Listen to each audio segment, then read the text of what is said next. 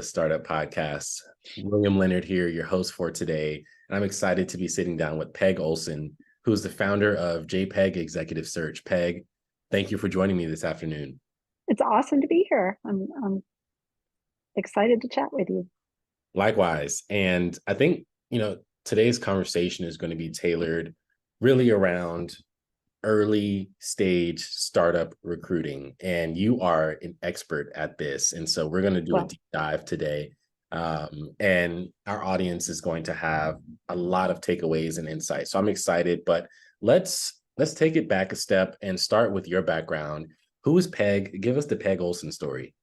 The Peg Olson story. Well, I've done this for 3 decades, so that could be longer than you want this podcast to be. But I grew up in Maine, in a small town in rural Maine, went to college in Colorado, moved to California, never thought I want to be a recruiter when I grow up. But about 3 decades ago, I started as a recruiter, and I've always been a generalist recruiter, but I've worked both in-house and for search firms, but started my own organization in 2009 because when I look back in my career, the things that I loved the most were helping founders and earlier stage companies that were growing scale their teams. I would get bored just recruiting for accounting or finance or sales, and I love helping build a culture for a company. And I just honestly, I was, I guess, wanting to be more, not just independent, but I wanted to be able to choose the people that I wanted to work with, the companies that I was excited about, and I wasn't afforded that in other roles.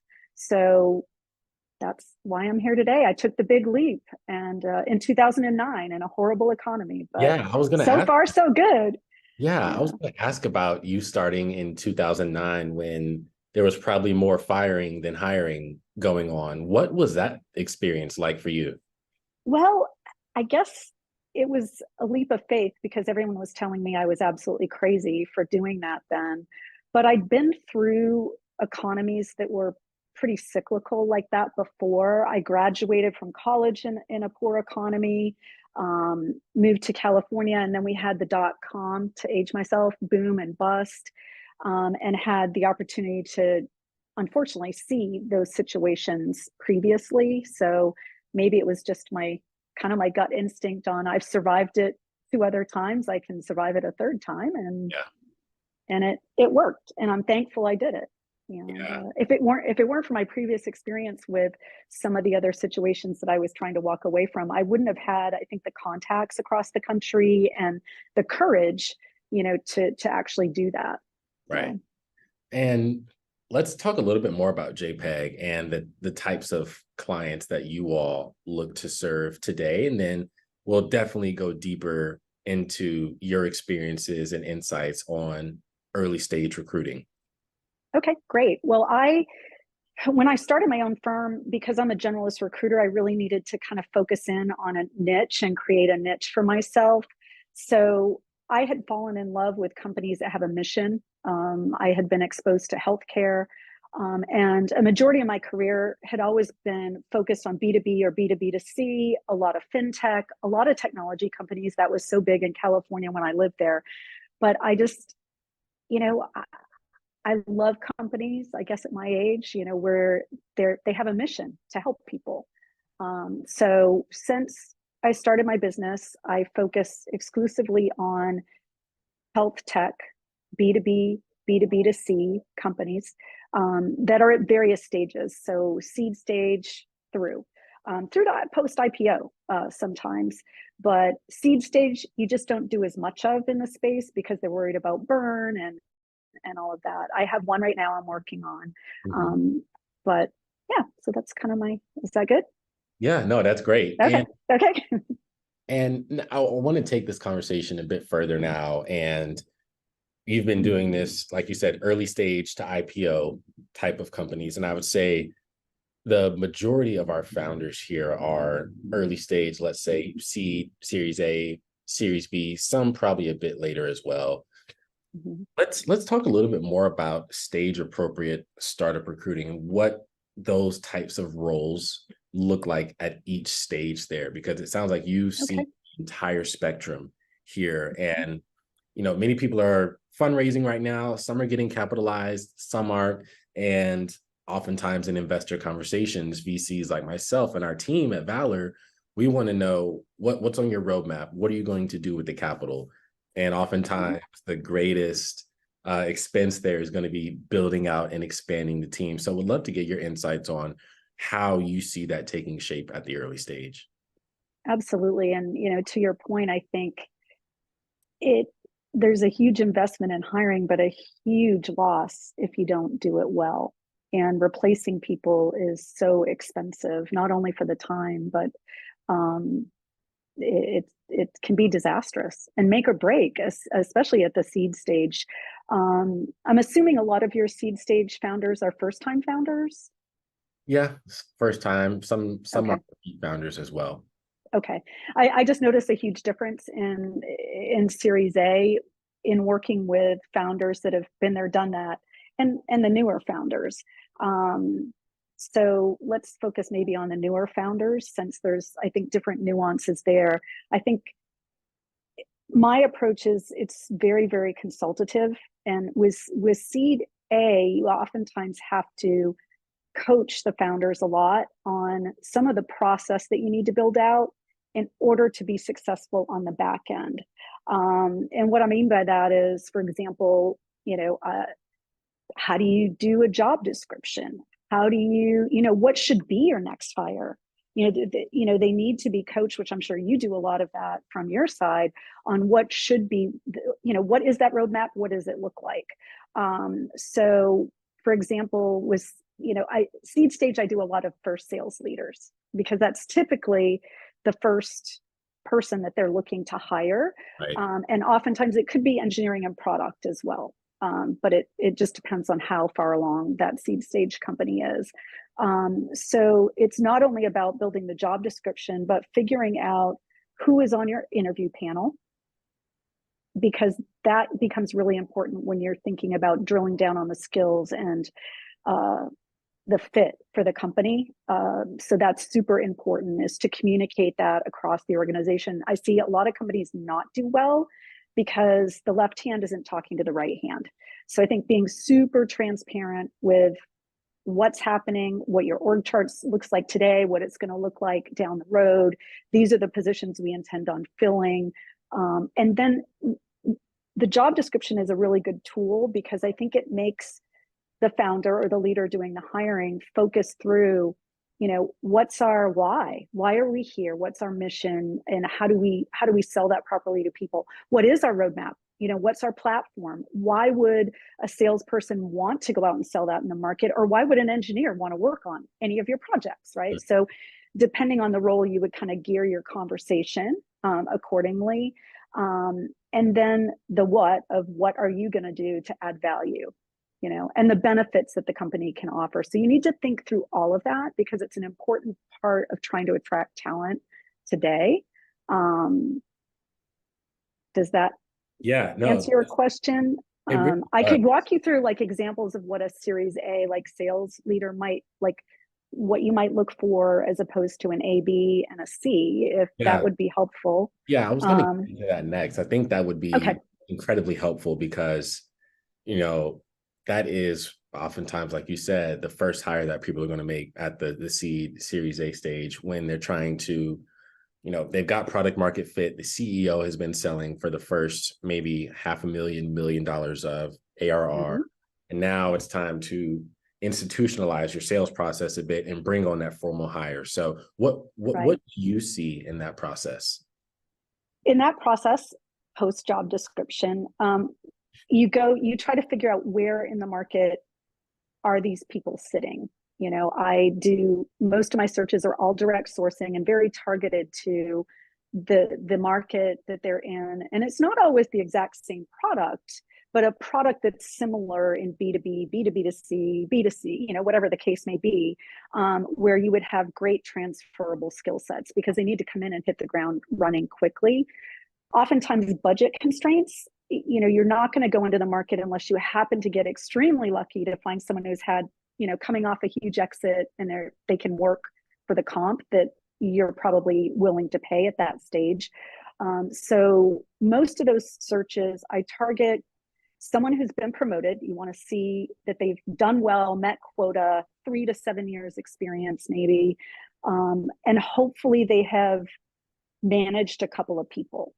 If they're super sharp, it could be 1 or 2. Maybe they've built, a little region within a company that has scaled and they know what good process looks like. I think that's really important. And oftentimes to attract that talent, maybe they're a director or senior director, they're typically made a VP level person. So as opposed to if you go to a series B and C, typically that's where you find someone who's built out the process of lead gen. They really get knee deep in helping build out all of the technical aspects of what it takes to sell. And in both stages, I think the founders really, they need the lift. Founders are typically the first salesperson, right? So for example, the CDA I'm working with right now, he's closed 3 or 4 deals, but he is so overwhelmed that he needs someone tactical to come in and help either execute on those deals. And he's probably always going to be at the table still, when those deals are being signed.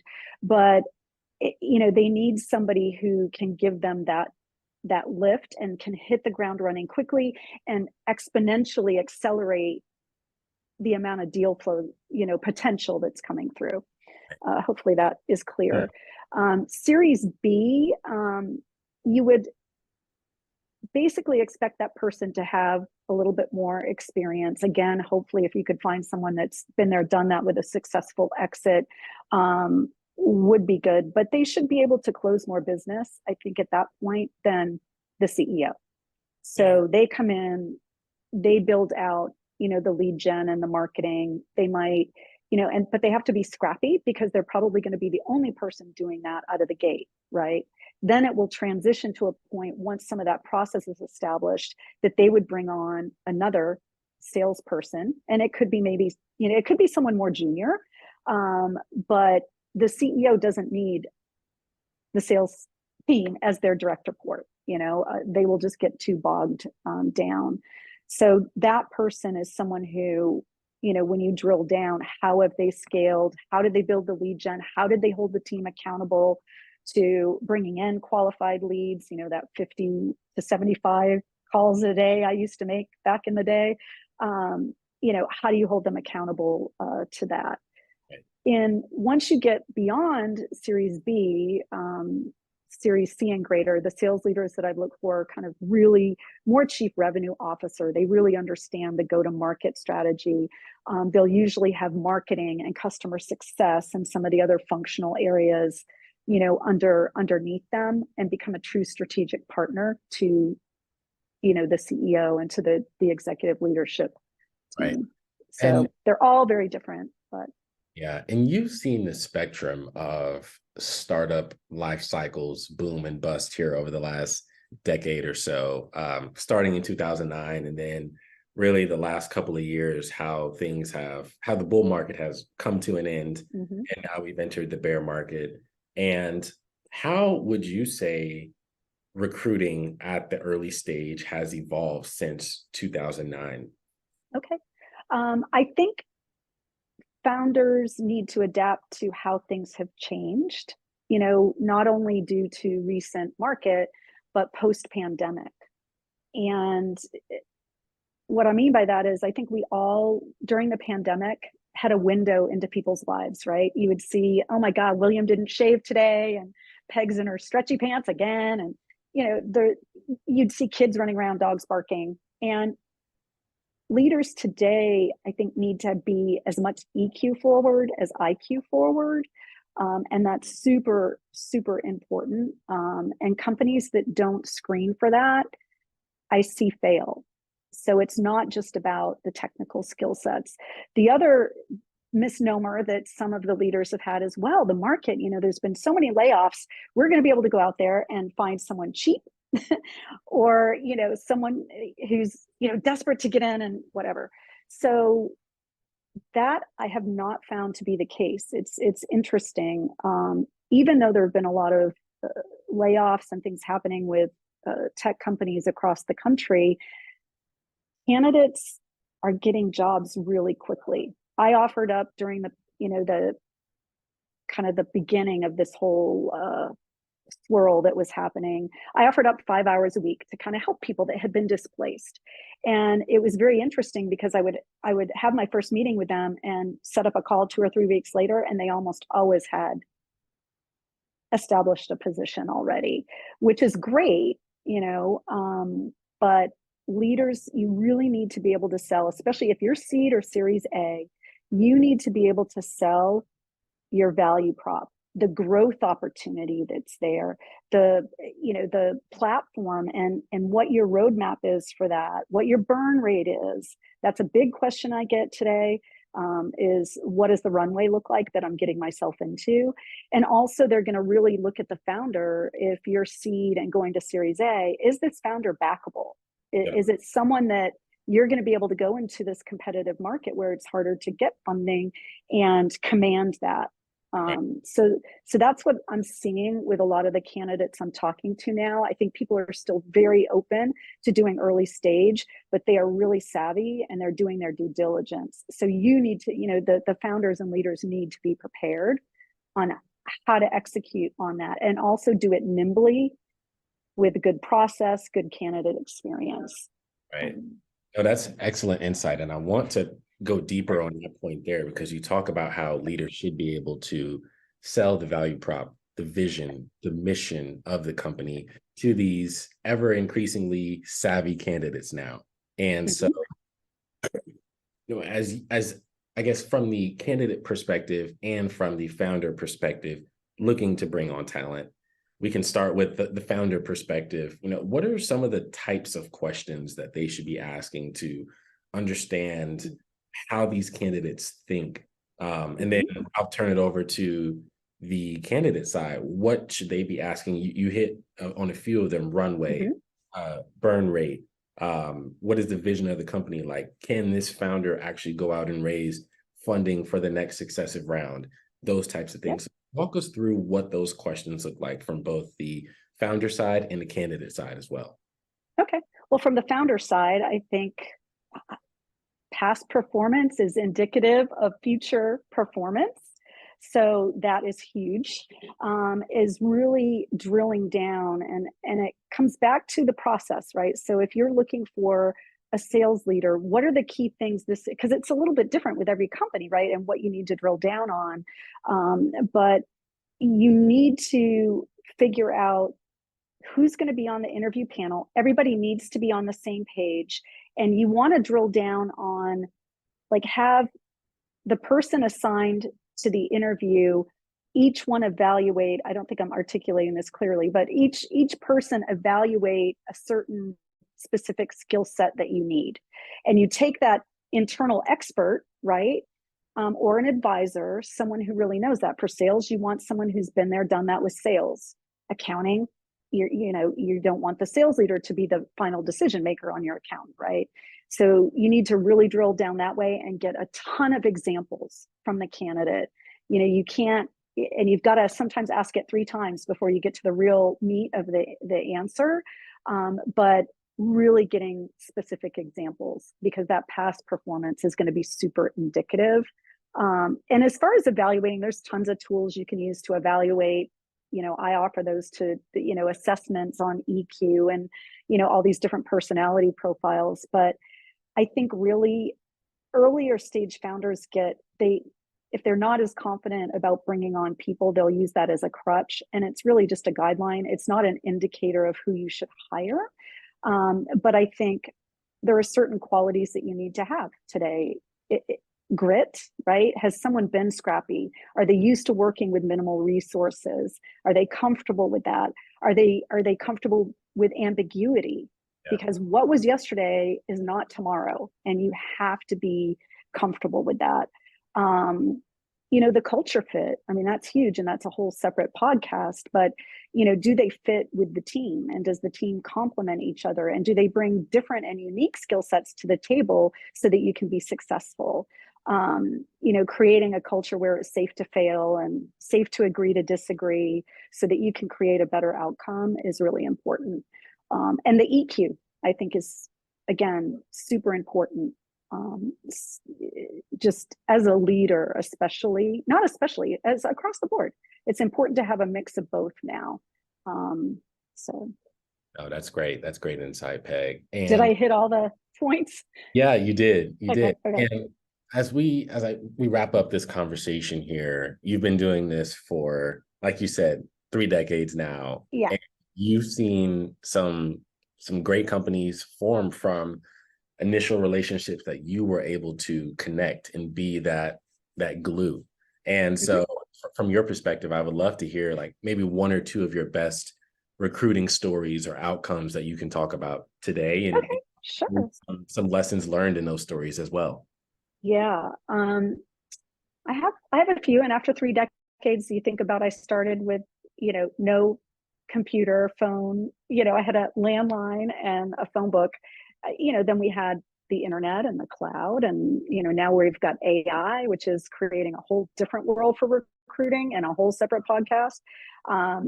But one of the first ones, and it might be too, just that it was so much fun and probably made me fall in love with this crazy world of growth stage.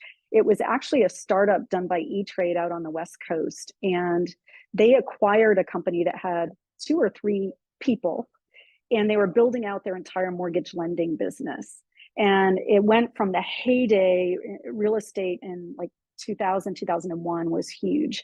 And I was their first and only recruiting hire, and we scaled it to about 2,000 people within 2 years.